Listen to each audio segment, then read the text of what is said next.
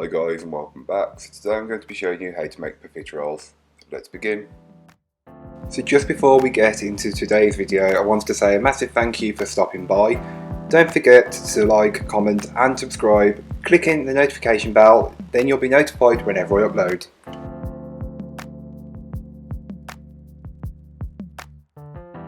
So to start off the recipe, you'll want to put your butter, water and salt into a medium saucepan and melt this over a medium-high heat until it's all come together.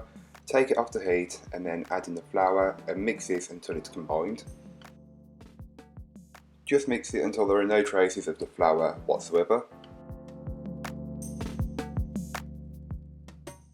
So you'll want to return it to the heat, which is a medium-high, and keep stirring it until there's a thin layer on the bottom of your pan. This just shows that the flour has been cooked out.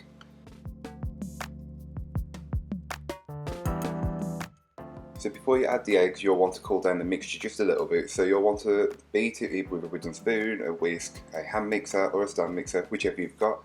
And this is just so when you add the eggs it doesn't scramble.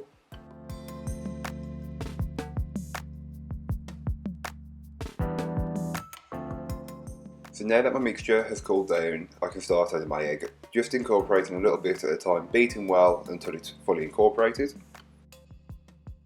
So before you add all of your egg, you can do a little test to see if your pastry is ready. You should be able to get your attachment, add a bit of the mixture onto it, and if it takes between 3 to 5 seconds to fall off, then your pastry is ready. Don't add any more egg. So once the pastry is done, you can put it into a piping bag with a 1 cm plain tip nozzle, and don't forget to line your tray. You may need more than one, as I use 3. So you'll then want to start piping these on a tray, making sure you're leaving enough space in between as these do puff up while they bake.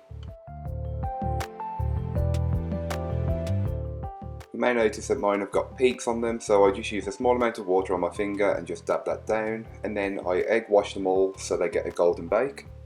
You will want to do this for all of your choux pastry and then bake it off. I will leave all that information in the description down below.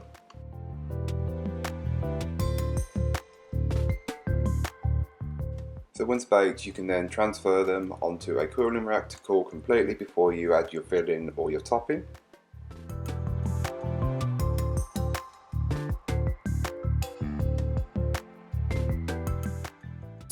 So to make the chocolate topping, get a small saucepan and add in golden syrup, butter and granulated sugar. And put that over a low to medium heat until it's all melted and come together. And it should look a little something like this once done. You can then add in all of your dark chocolate and mix that until well combined. There's no lumps and it should be a very silky smooth mixture. It will thicken up, don't worry.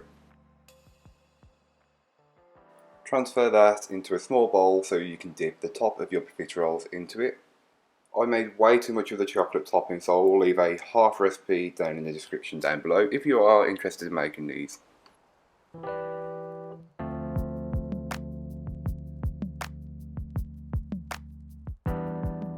So for the filling I used sweetened whipped cream. This is just whipped cream with the addition of icing sugar and vanilla.